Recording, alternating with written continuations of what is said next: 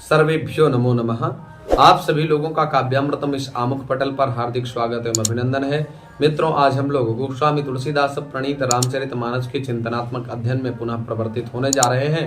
पूर्व प्रसंग में हम लोगों ने सुना था कि देवर्षि नारद जी भगवान श्री हरि से स्वरूप याचना कर रहे थे और कह रहे थे कि जय विधि होए नाथ हित मोरा करूं सुबेगी दास मैं तोरा। जिस प्रकार से मेरा परम मार्ग प्रशस्त हो उस मार्ग का चयन करते हुए इस दास का कल्याण करिए। भगवान ने कहा, जय विधि हो यही परम हिता नारद सुनहु तुम्हार, सोई हम करब न आन कछु वचन न मृषा हमार,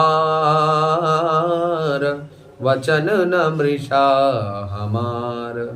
जिस प्रकार से आपका कल्याण हो वह कल्याण मार्ग को हम निश्चित रूप से उसका चयन करेंगे और आपका कल्याण करने की पूर्ण कोशिश करेंगे और आपका अंततोगत्वा कल्याण ही होगा। ऐसा बार बार भगवान आश्वासन प्रदान करते हैं। हमारा वचन कभी भी झूठा नहीं होता, ऐसा श्री हरि कहते हैं। कुपथ मागरुज व्याकुल रोगी, वैद्य न देई सुनहु मुनि जोगी, यही विधिहित तुम्हार मैं ठयऊ, कही अस अंतर हित प्रभु भयऊ। अर्थात कुपथ माग रुज व्याकुल रोगी, जैसे कोई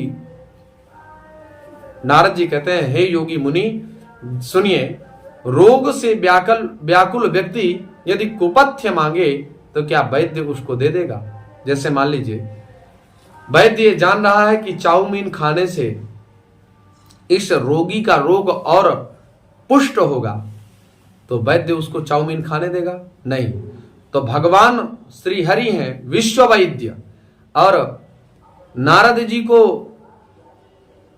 रोग लगा है काम का और पाना चाहते हैं विश्वमोहिनी को, तो विश्व वैद्य जब वैद्यता संपादित करेंगे, जब रोगोपचार करेंगे, तो क्या बताओ विश्वमोहिनी जैसी चाउमीन को नारद जी को प्राप्त करने देंगे? नहीं। नारद जी को प्राप्त ना हो इसलिए उन्होंने बानर का रूप दे दिया। माया विवश भय मुनि मूढ़ा, समुझी नहीं हरि गिरा निगूढ़ा, गवने तुरत तहारी सिराई, जहां स्वयंवर भूमि बनाई। माया के वशीभूत होने के कारण नारद जी को, माया के वशीभूत कामार्तता के कारण नारद जी को भगवान श्रीहरि के वचनों की जो व्याख्या थी या श्री हरि जी के जो वचन थे वो वचन समझ में नहीं आए और तुरंत नारद जी महाराज उस स्थान की ओर प्रस्थान किए जहां पर स्वयंवर हो रहा था। क्योंकि कालिदास जी कहते हैं, कामार्ता ही प्रकृति कृपणा चेतना चेतनेषु। जो कामार्त व्यक्ति होते हैं, जिनमें कामार्तता के कारण मोहांधता होती है, उस कामार्त निष्ठ कामार्तता संबंधित जो मोहांधता है, उस मोहांधता के माध्यम से व्यक्ति को उचित अनुचित या चेतन अचेतन का परिज्ञान नहीं रह जाता। वह तो कामार्तता के कारण बिल्कुल निगूढ़ या मूढ़ हो जाता है। निगूढ़ ना कह करके मूढ़ कहिए, तो मूढ़ता हो जाती है, उस व्यक्ति के चित्त में प्रतिनिविष्ट हो जाती है। ऐसे मूढ़ व्यक्ति किसी की बात को सुनते नहीं। नारद जी को भी कामार्तता के कारण मोहांधता और मोहांधता के फलीभूत ये मूढ़ता आ गई। मूढ़ता के चलते नारद जी को श्रीहरि की भाषा समझ में आई नहीं और स्वयंवर में पहुंच गए। तो निज निज आसन बैठे राजा, बहु बनाव करि सहित समाजा, मुनि मन हरस रूप अति मोरे, मोहि तजियानी बरी न भोरे, मोहि तजियानी बरी न भोरे। सभी राजा अपने पर्यंकासनों में आसीन है, सुखासीन है और समाज विधिवत व्यवस्थित व्यवस्थापित है। व्यवस्थापक भी वहां पर व्यवस्थित है। मुनि मन हरस रूप यति मोरे, मुनि नारद जी बड़े प्रसन्न हैं कि मेरा स्वरूप तो अत्यंत दिव्य है, श्री हरि ने मुझे प्रदान किया है स्वरूप, तो निश्चित रूप से ये कन्या मोहिता जी मेरा परित्याग करके आनी बरी न भोरे, मेरा परित्याग करके किसी अन्य का वर्ण करेगी ही नहीं। मुनि हित कारण कृपा निधाना, दीन कुरूप न जाई बखाना, सो चरित्र लखी काहू न पावा, नारद जानी सबई सिरुनावा।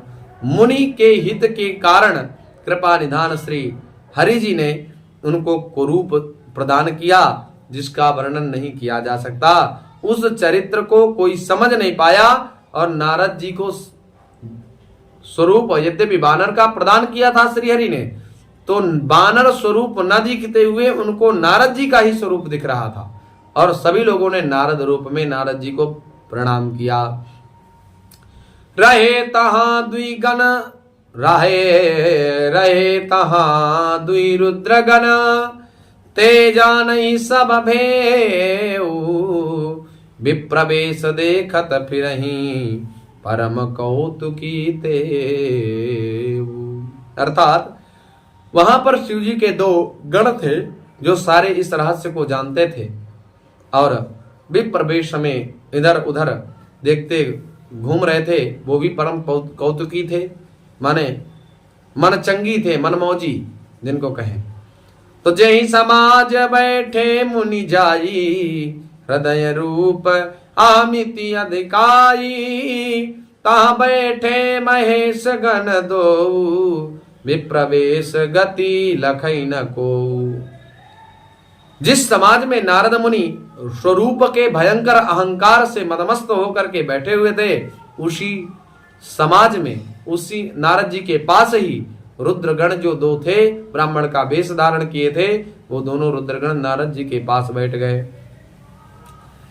करही कूटी नारद ही सुनाई, नारद जी को सुना सुना करके बार बार कूटनीति करते हैं। नीक दीनी हरि सुंदरताई, बड़ा सुंदर स्वरूप आपको भगवान श्री हरि ने दिया है। रिझई राज कुमारी छवि देखी, इनहि बरी हरि जानी विशेषी। और जैसे ही महाराज आपका स्वरूप वो नायिका देखेगी, विश्वमोहिनी देखेगी, तो निश्चित रूप से अपने माला उठा करके ऐसे आपके गले में डाल देगी। इस प्रकार से कुटिल व्यंग कर रहे हैं। मुनि मोह मन हाथ पराए, हंसहि शंभुगन अति सचु पाए, यद्यपि सुनहि मुनि अटपट बानी, समुझि न परई बुद्धि भ्रम सानी। नारद जी को मोह हो रहा था क्योंकि उनका मन दूसरे के हाथ माया के वशीभूत था। हंसहि शंभुगन अति सचु पाए, और सत्य को जानते थे शंभुगण, तो बढ़िया खूब हंस रहे थे। यद्यपि सुनई मुनि अटपट बानी, समुझि न परई बुद्धि भ्रमशानी। कामार्थता के कारण उनका चित्त विक्षिप्तावस्था की ओर था, इसलिए नारद जी महाराज उनके व्यंग को समझ नहीं पा रहे थे।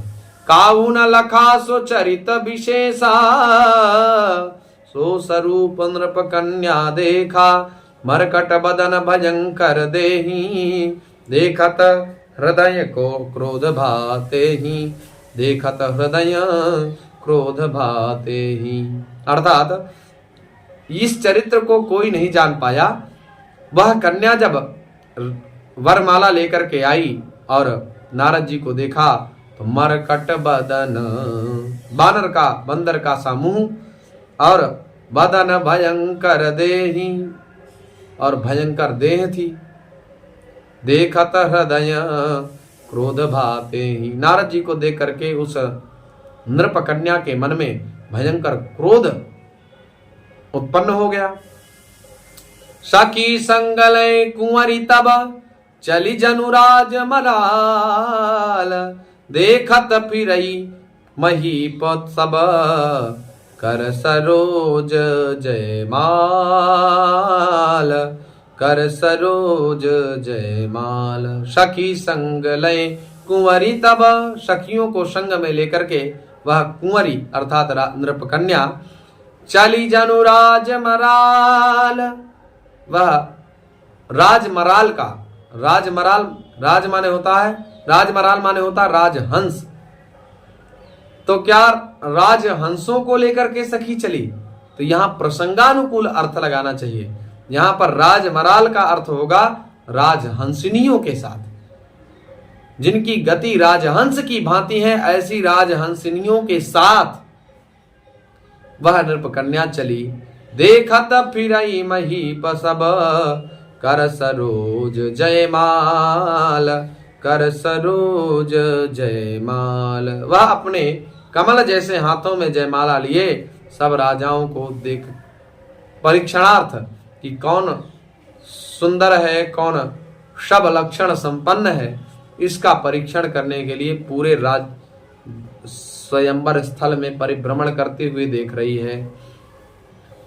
जहीं दिशि बैठे नारद फूली, सो दिशि तहि नाव बिलो की भूली। पुनि पुनि उक सही अकुलाजी, देखी दसारी गण मुसुकाजी। अर्थात जिस ओर नारद जी रूप के गर्व में, रूप की मदमस्तता में बैठे हुए थे कि मुझ जैसा सुंदर कोई है ही नहीं, मुझे हरि ने स्वरूप प्रदान किया है, तब उधर भूल करके भी उस नृपकन्या ने नहीं देखा और नारद जी बार बार उचकते हैं, अर्थात उठ बैठते हैं कि शायद मुझे न देखा हो, और छटपटाते हैं कि शायद एक बार मेरी तरफ देख ले, शायद मुझे न देख पाया हो इसलिए नहीं आ रही होगी, मैं तो बहुत सुंदर हूं। लेकिन देखी दशा हरि गण मुसुकाही, उनकी इस प्रकार की परिस्थिति को देख करके शिव जी के गण बड़ा मुस्कुराने लगे।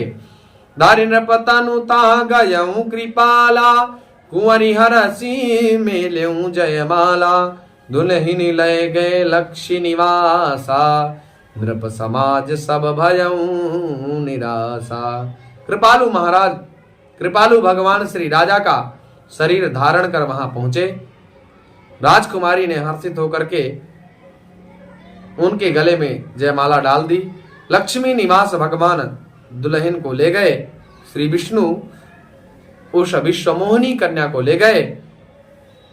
सारी नृप समाज सब भयं निराशा, पूरी नृप समाज में निराशा छा गई कि एक श्री हरि ने मुझे स्वरूप दिया, इधर नारद जी के भी मन में यह क्लेश है, अभी स्वरूप उन्होंने देखा नहीं। कृपालु भगवान भी अपना राजा का सा शरीर धारण करके पहुंचे, माने राजा का स्वरूप बनाया, और हरि जी भी वहां पहुंचे उस स्वयंवर में, और कुंवरी ने उनके सुंदर स्वरूप को शांताकारम भुजग शयनम पद्मनाभम सुरेशम, उनके स्वरूप को जब देखा तो उनके गले में जयमाला डाल दी। विश्वमोहिनी को लेकर के श्री हरि तो चले गए, अब इधर पूरे नृप समाज में निराशा छा गई। मुनि अति विकल मोही मति नाठी, मन गिरी गई छूटी जनु गांठी। तब हर गण बोले मुस्काई, निज मुख मुकुर बिलो कहूँ जाई, बिलो कहूँ जाई। मुनि अति विकल मोह मति नाठी, मोह के कारण मुनि की बुद्धि नष्ट हो गई थी, इससे वे राजकुमारी को गई देख बहुत ही विकल हो गए, मानो गांठ से छूट करके मणि गिर गई हो। शिव जी के गणों ने मुस्कुरा करके कहा, निज मुख मुकुर बिलो कहूँ जाई।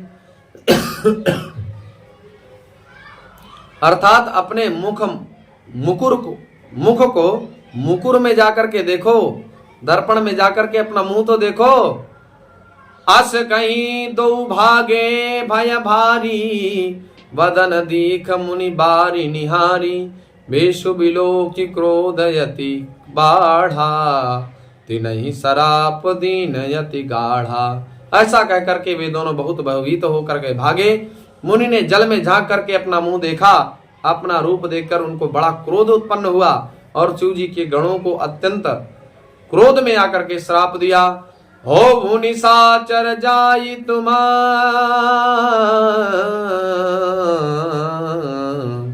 हो भुनि साचर जाई तुम्हा कपटी पापी दो, हस्यऊ हमई सो लेहु फला, बहुरी हस्यऊ मुनि को, बहुरी हस्यऊ मुनि को। तुम दोनों कपटी पापी राक्षस हो जाओ, तुमने हमारी जैसी हंसी की उसका फल चखो, अब फिर किसी मुनि की हंसी ना करना। ऐसा गाढ़ा श्राप दे करके नारद जी आगे क्या करते हैं, इस प्रसंग को हम लोग कल के दिन में श्रवण करेंगे। पुनः आप सभी लोगों का हार्दिक वंदन अभिनंदन करते हुए वाणी को विराम। सर्वेभ्यो नमो नमः। नमस्कार, धन्यवाद।